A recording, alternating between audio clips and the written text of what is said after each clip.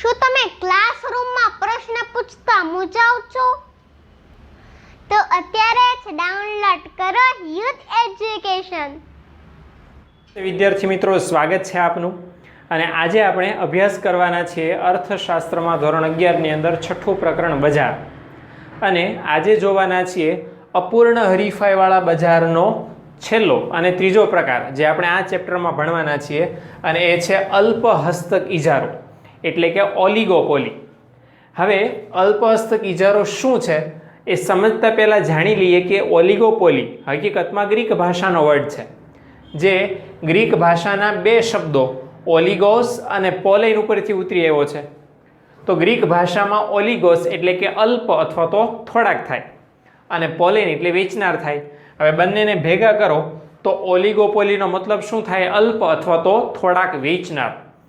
તો આના પરથી આપણને ખ્યાલ આવે કે અલ્પ હસ્તક ઇજારાની અંદર જે વેચનારાની સંખ્યા છે અથવા તો ઉત્પાદકોની સંખ્યા છે એ કેવી હશે? અલ્પ અથવા તો થોડીક. હવે અહીંયા ખાસ સમજવાનું છે કે અલ્પ હસ્તક ઇજારામાં વેચનારાઓ અલ્પ કે થોડાક છે, છતાં હરીફાઈનું પ્રમાણ અતિશય તીવ્ર કક્ષાનું હોય છે. એટલે અત્યાર સુધી આપણે બજારના જેટલા પણ પ્રકારો ભણ્યા એમાં સૌથી વધારે એમ કહી શકાય કે તીવ્ર હરીફાઈ છે, ગળા કાપ હરીફાઈ છે, એ આ અલ્પ હસ્તક ઇજારાની અંદર આપણને જોવા મળે છે. શા માટે જોવા મળે છે એના પણ આપણે કારણો લક્ષણો સ્વરૂપે સમજીશું. સૌપ્રથમ વ્યાખ્યાના આધારે જાણીએ કે અલ્પ હસ્તક ઇજારો કોને કહેવાય.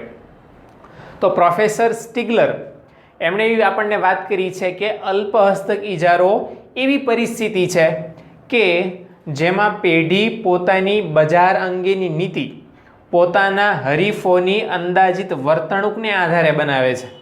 હવે અહીંયા ખાસ વસ્તુ સમજવાની છે કે બજારની અંદર એવી પરિસ્થિતિનું નિર્માણ થાય કે કોઈ પણ વેપારી પેઢી હોય. હવે વેપારી પેઢી પોતાની બજારની નીતિ નક્કી કરે. પોતાની બજારની નીતિ એટલે શું? કે આપણે કેવા પ્રકારની વસ્તુ કે સેવાઓનું ઉત્પાદન કરશું, એનું સ્વરૂપ કેવું રાખશું, એની કિંમત કઈ રીતે નક્કી કરશું, ગ્રાહકોને વેચાણ કઈ રીતે કરશું, પછી જાહેરાત કઈ કઈ જગ્યાએ આપશું, કયા બજારમાં વસ્તુ કે સેવાઓનું વેચાણ કરશું, એમાં રંગ, રૂપ, કદ, આકાર, વજન, સ્વાદ, ગુણવત્તા કેવી રાખશું, આ ટોટલી વસ્તુ નક્કી કરવું એને શું કહેવાય? બજાર નીતિ કહેવાય. હવે અલ્પ હસ્તક ઇજારાની અંદર પ્રોફેસર સ્ટિગલરે એવું કીધું કે આ જે બજાર નીતિ છે એ બજાર નીતિ કોઈ પણ વેપારી પેઢી શેના આધારે નક્કી કરે? બીજી વેપારી પેઢીને જોઈને કે ભાઈ બીજી વેપારી પેઢીઓ છે એ કઈ રીતે વસ્તુ વેચવાના છે, એ લોકો વસ્તુની કિંમત કેટલી રાખવાના છે, એ લોકો વસ્તુની કિંમતમાં કેવા કેવા ફેરફાર કરવાના છે, એને ધ્યાનમાં રાખીને પોતાની વસ્તુમાં ફેરફાર કરે. બહુ સિમ્પલ એક ઉદાહરણ છે. દાખલા તરીકે છે સેમસંગ કંપનીએ સૌ પ્રથમ વખત ફોલ્ડેબલ ડિસ્પ્લેવાળો ફોન છે એનું ઉત્પાદન કર્યું. હવે ફોલ્ડેબલ ડિસ્પ્લેવાળા ફોનનું ઉત્પાદન સેમસંગવાળાએ કર્યું એટલે એને જોઈને બીજી ઘણી બધી કંપનીઓએ પણ પોતાના ફોલ્ડેબલ ડિસ્પ્લેવાળા ફોનનું ઉત્પાદન એમણે શરૂ કર્યું. જો આને દેખાદેખી પણ કહી શકાય. આ સેમ બાબત અહીંયા અલ્પ હસ્તક ઇજારામાં જોવા મળે કે કોઈ પણ વેપારી પેઢી જ્યારે પોતાની વસ્તુ અંગેની નીતિ નક્કી કરે તો એ શેના આધારે નક્કી કરે? પોતાના જે હરીફો છે, હરીફાઈ કરનારા અન્ય ઉત્પાદકો છે, એ લોકો અંદાજે કેવું ફેરફાર કરશે પોતાની વસ્તુમાં એને ધ્યાનમાં રાખીને નક્કી કરે અથવા તો બનાવે. તો આ પરિસ્થિતિને અલ્પ હસ્તક ઇજારો કહી શકાય. બીજી વ્યાખ્યા છે પ્રોફેસર બોમલની, અને એમણે એવું કીધું છે કે અલ્પ હસ્તક ઇજારો એવું બજાર છે કે જેમાં અલ્પ એટલે કે થોડાક વેચનારાઓ પૈકી કેટલાક વેચનારાઓ બજારમાં એટલું કદ ધરાવે છે કે જે બજારની કિંમતને અસર પહોંચાડી શકે. હવે આપણને એ તો ખબર છે કે અલ્પ હસ્તક ઇજારામાં અલ્પ એટલે કે થોડાક વેચનારા હોય. તો પ્રોફેસર બોમલે આપણને એવું કીધું કે આ જે અલ્પ કે થોડાક વેચનારાઓ છે એ અલ્પ કે થોડાક વેચનારાઓમાંથી કોઈ એક કે બે વેપારી એટલા મોટા કદ ધરાવતા હોય વસ્તુ કે સેવાના કે જે લોકો સમગ્ર પેઢી પર અથવા તો સમગ્ર બજાર ઉપર કાબુ હોય. માની લો કે 5 જણા છે, 5 વેપારીઓ અલ્પ હસ્તક ઇજારાની અંદર છે. એ 5માંથી કોઈ એક અથવા તો બે વેપારી પોતાના વસ્તુના પુરવઠા દ્વારા સંપૂર્ણ બજાર ઉપર કાબુ ધરાવતા હોઈ શકે છે. એવું અહીંયા થઈ શકે, બરાબર. અને એ લોકો વસ્તુની કિંમતને અસર કરે. એટલે એવું શક્ય બને કે 5 વેપારી હોય તો 5 વેપારીમાંથી 2 વેપારી મોટા હોય અને 3 વેપારી નાના હોય. ઓલા જે બે મોટા વેપારી છે એ લોકો વસ્તુની કિંમતને અસર પહોંચાડે અને બાકીના 3 વેપારીઓ છે એને ફોલો કરે, એવું પણ શક્ય બને. પૂર્ણ હરીફાઈ જેવું નથી. પૂર્ણ હરીફાઈમાં બધા વેપારીઓ સરખા જ, કોઈની પાસે વધારે ઓછો પુરવઠો નહીં. ઇજારા જેવું નહીં કે બધો અંકુશ એક જ વ્યક્તિના હાથમાં, બરાબર. પરંતુ અહીંયા કેવું છે કે 5 વેપારી હોય, 10 વેપારી હોય કે 20 વેપારી હોય, એમાંથી 1 કે 2 વેપારી પેઢી મોટી હોય, બાકીની વેપારી પેઢી નાની હોય. અને આ જે મોટી વેપારી પેઢી છે એ વસ્તુની કિંમત પર અસર પહોંચાડે અને બાકીની વેપારી પેઢીઓ એને ફોલો કરે. આ પરિસ્થિતિ છે અલ્પ હસ્તક ઇજારાની અંદર આપણને જોવા મળે છે. ઓકે, હવે એના લક્ષણો જોઈએ અલ્પ હસ્તક ઇજારાના. તો અલ્પ હસ્તક ઇજારો ખાસ તો એક સમજી લે કે અલ્પ ઇજારો આપણને બજારમાં કઈ કઈ જગ્યાએ જોવા મળે. સૌથી મોટું સરળ અને સાદું ઉદાહરણ છે આપણે મોબાઈલમાં જેટલા સિમ કાર્ડ વાપરીએ છીએ અલગ અલગ કંપનીઓના, એ અલગ અલગ કંપનીઓના સિમ કાર્ડમાં આપણને જે હરીફાઈ જોવા મળે ને અલ્પ હસ્તક ઇજારાની હરીફાઈ મળે છે. સાદી ને સરળ છે, બરાબર. આઈડિયા અને જીઓ અને વોડાફોન ને ગણી ગાંઠીને આપણે 10 થી વધારે ઉત્પાદકો આ પ્રકારની સેવામાં સંકળાયેલા નથી. ભારતની ખાલી વાત કરીએ તો ભારતમાં તમારે સિમ કાર્ડ લેવું છે તો 10 કે વધીને 12 એટલી કંપનીઓ આ પ્રકારના સિમ કાર્ડ આપણને પૂરા પાડે. એટલે જો આપણે વસ્તુ ગ્રાહક તરીકે ખરીદવી છે સિમ કાર્ડ, તો એ એટલી કંપનીઓમાંથી જ ખરીદી શકીએ.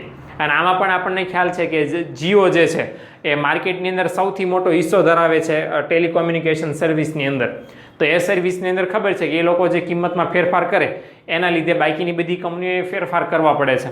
તો એક એમ કહી શકાય કે આજે સિમ કાર્ડવાળું જે આખું માર્કેટ છે, ટેલિકોમ્યુનિકેશનવાળું માર્કેટ છે, એની અંદર ઘણા બધા અંશે અલ્પ હસ્તક ઇજારો આપણને જોવા મળી શકે છે. હવે અલ્પ હસ્તક ઇજારાના લક્ષણોની વાત કરીએ તો અલ્પ હસ્તક ઇજારાનું પહેલું લક્ષણ છે અલ્પ વેચનારા, અલ્પ અથવા તો થોડાક વેચનારા અને અસંખ્ય ખરીદનારાઓ. હવે અલ્પ હસ્તક ઇજારાની અંદર પેઢીઓની સંખ્યા છે ખૂબ જ મર્યાદિત છે, બરાબર. ઇજારાયુક્ત હરીફાઈની જેમ બહુ મોટા પ્રમાણમાં નથી, પૂર્ણ હરીફાઈની જેમ અસંખ્ય પણ નથી. એટલે અહીંયા બહુ ઓછી સંખ્યા અલ્પ હસ્તક ઇજારાની અંદર હોય છે. કોની? તો કે વેચનારાઓ અથવા તો ઉત્પાદકો કે પેઢીઓની. હવે કેટલી હોય? તો અહીંયા એવું કીધું છે કે વેચનારાઓની સંખ્યા 2 થી વધારે હોય. એટલે આપણને તો ખબર પડે ઓછામાં ઓછા 2 તો હોય જ. એટલે 2 થી વધારે હોય તો પછી વધુમાં વધુ કેટલા હોય? તો વધુમાં વધુ 10 થી 20 હોય. આના કરતાં વધારે પેઢીઓની સંખ્યા અલ્પ હસ્તક ઇજારામાં જોવા મળે નહીં. એટલે 2 થી વધારે હોય. પછી આપણે જોઈએ કે વધુ કેટલા? તો કે 10 થી 20. એટલે 2 થી વધારે અને વધુમાં વધુ 20 સુધી હોય. આનાથી વધારે વેપારી આપણને જોવા મળે નહીં. હવે આ જેટલા વેપારીઓ છે, આ વેપારીઓ મોટા ભાગે બજાર પર ઇજારાશાહી પ્રકારનો કાબુ ધરાવે.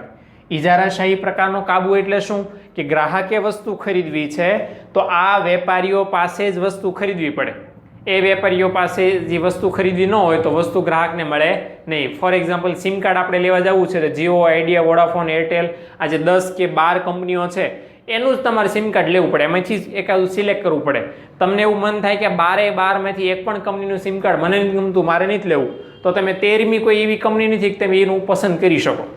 એટલા માટે એમ કહી શકાય કે ગ્રુપની અંદર જેટલી કંપનીઓ વેચે છે અલ્પ હસ્તક ઇજારામાં, એ બધી પેઢીઓ એક પ્રકારનો કાબુ ધરાવે છે એમ કહી શકાય. કારણ કે ગ્રાહકે આ લોકો પાસેથી જ વસ્તુ કે સેવાઓ ખરીદવી પડશે. 10 જણા છે તો ગ્રાહકને એકની ન પસંદ પડી તો પછી એની પાસે બાકીના 9 વેપારીનો ઓપ્શન છે.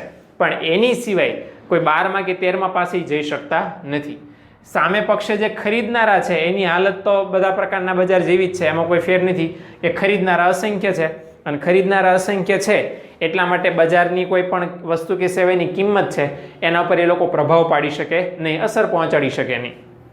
ઓકે, એના પછીનું બીજું લક્ષણ છે અલ્પ હસ્તક ઇજારાનું, અને એ છે સમાન ગુણી કે નજીકની અવેજી વસ્તુઓ. હવે અહીંયા ખાસ એ ધ્યાન રાખવાનું છે કે અલ્પ હસ્તક ઇજારામાં સમાન ગુણી વસ્તુઓ પણ મળે અને નજીકની અવેજી વસ્તુઓ પણ મળે. પણ ક્યારે કયા પ્રકારના બજારમાં મળે તે સમજવું અગત્યનું છે. કે જો બજારની અંદર પેઢીઓ સમાન ગુણી વસ્તુઓનું વેચાણ કરતી હોય, સમાન ગુણ એટલે સરખા ગુણ ધરાવતી હોય, એક જ સરખા ગુણ ધરાવતી હોય, તો એવી વસ્તુનું વેચાણ જો બજારમાં થાય છે તો બજારને સંપૂર્ણ અલ્પ હસ્તક ઇજારો કહેવાય. દાખલા તરીકે મીઠાનું વેચાણ થતું હોય, ક્રૂડ ઓઇલનું વેચાણ થતું હોય, ચાનું વેચાણ થાય છે, એવા માર્કેટને કેવો બજાર ઇજારો કહી શકાય? સંપૂર્ણ અલ્પ હસ્તક ઇજારો કહી શકાય. કેમ? કારણ કે આવા બજારની અંદર સમાન ગુણી વસ્તુઓનું વેચાણ થાય છે. અને જો બજારની પેઢીઓ નજીકની અવેજી વસ્તુઓનું વેચાણ કરતી હોય તો એને કેવો ઇજારો કહેવાય? તો કે એને અપૂર્ણ અલ્પ હસ્તક ઇજારો કહેવાય. બંને વ્યાખ્યાઓ એક એક માર્કમાં અલગથી પૂછાઈ શકે છે, બરાબર? એટલે અપૂર્ણ અલ્પ હસ્તક ઇજારાની અંદર નજીકની એવી જે વસ્તુનું વેચાણ થાય, સંપૂર્ણ અલ્પ હસ્તક ઇજારાની અંદર સમાન ગુણી વસ્તુનું વેચાણ થાય છે. હવે અપૂર્ણ અલ્પ હસ્તક ઇજારામાં કયા કયા પ્રકારની વસ્તુ સેવાનું વેચાણ થાય છે? તો કે ઠંડા પીણા છે, મોટરસાયકલ છે, બધાના બજાર છે, એ અપૂર્ણ અલ્પ હસ્તક કહી શકાય, કારણ કે નજીકની એવી જે વસ્તુ છે એમાં થોડા ઘણા ફેરફાર સાથે આપણે વાપરી શકીએ એવી હોય છે. ઓકે, ત્રીજું લક્ષણ છે અલ્પ હસ્તક ઇજારાનું, અને એ છે પેઢીઓનો બજારમાં પ્રવેશ. બરાબર? તો દરેક બજારની અંદર પેઢીઓનો પ્રવેશ અલગ અલગ પ્રકારનો હોય છે. એવી જ રીતે અલ્પ હસ્તક ઇજારાની અંદર પણ પેઢીઓનો પ્રવેશ મુક્ત અથવા તો પ્રતિબંધિત હોઈ શકે છે. એટલે જો બજારની અંદર મુક્ત અલ્પ હસ્તક ઇજારો પ્રવર્તમાન છે, બજારની અંદર જે ઓલા 10 થી 20 અથવા તો 2 થી વધારે વેપારીઓ છે એવું માને છે કે ભલે નવી પેઢી બજારમાં પ્રવેશે, આપણને કોઈ વાંધો નથી, તો એ બજારમાં મુક્ત અલ્પ હસ્તક ઇજારો એમ કહેવાય. હવે જો મુક્ત અલ્પ હસ્તક ઇજારો હોય તો નવી પેઢી સરળતાથી બજારમાં પ્રવેશી શકે. પણ આ જે વેપારીઓનું ગ્રુપ છે એ લોકો એવું સમજે, નક્કી કરે કે આપણે આપણી સિવાય હવે કોઈ નવા પેઢીને પ્રવેશવા દેવો નથી, નવી પેઢીને બજારમાં કામ કરવા દેવું નથી, તો પછી કેવો ઇજારો કહેવાય? તો પછી કહેવાય પ્રતિબંધિત અલ્પ હસ્તક ઇજારો. એવા સંજોગોમાં નવી પેઢીને આ લોકો પ્રવેશવા દે નહીં. એટલે એવું નથી કે ખાલી બંધી જ હોય કે મુક્ત પણ હોય, બે હોઈ શકે. પણ એ મુક્ત છે કે પ્રતિબંધિત છે એ વર્તમાન પેઢીઓ પર આધાર રાખે છે. વર્તમાન પેઢીઓ એમ કે આપણે મુક્તપણે સ્વીકારવી છે નવી પેઢીને, તો બજારમાં સરળતાથી પ્રવેશ થઈ જાય. અને જો એમ કે આપણે પ્રતિબંધ દાખવવો છે, કાંઈ ફેરફાર કરવો નથી, તો નવી પેઢીને બજારમાં પ્રવેશવા દેવામાં આવે નહીં. એટલે મુક્ત પેઢીના પ્રવેશ પર પ્રતિબંધ પણ હોય અને પેઢીઓ અલગ સંજોગોમાં મુક્ત રીતે પ્રવેશી પણ શકતી હોય, કહી શકાય નહીં, અલગ અલગ રીતે નક્કી થઈ શકે. તો આજે આપણે જોયો અલ્પ હસ્તક ઇજારાની વ્યાખ્યા અને એના મુખ્ય 3 લક્ષણો. બાકીના 2 જે લક્ષણો છે એ આપણે વ્યવહારમાં ખૂબ જ ઉપયોગી છે અને સમજવા પણ ખૂબ જ જરૂરી છે, કારણ કે જે છેલ્લું લક્ષણ અહીંયા છે કે કિંમત ચુસ્તતા, ખાંચાવાળી માંગ રેખા, જે પરીક્ષામાં મોટાભાગે 3 માર્કમાં પૂછાય છે, આકૃતિ સાથે પણ પૂછાય છે, તો એની સમજૂતી આપણે નેક્સ્ટ વિડીયોમાં અલગથી સમજવાના અને જોવાના છીએ. તો ત્યાં સુધી વિડીયોને લાઈક કરો, શેર કરો અને સબસ્ક્રાઈબ કરો.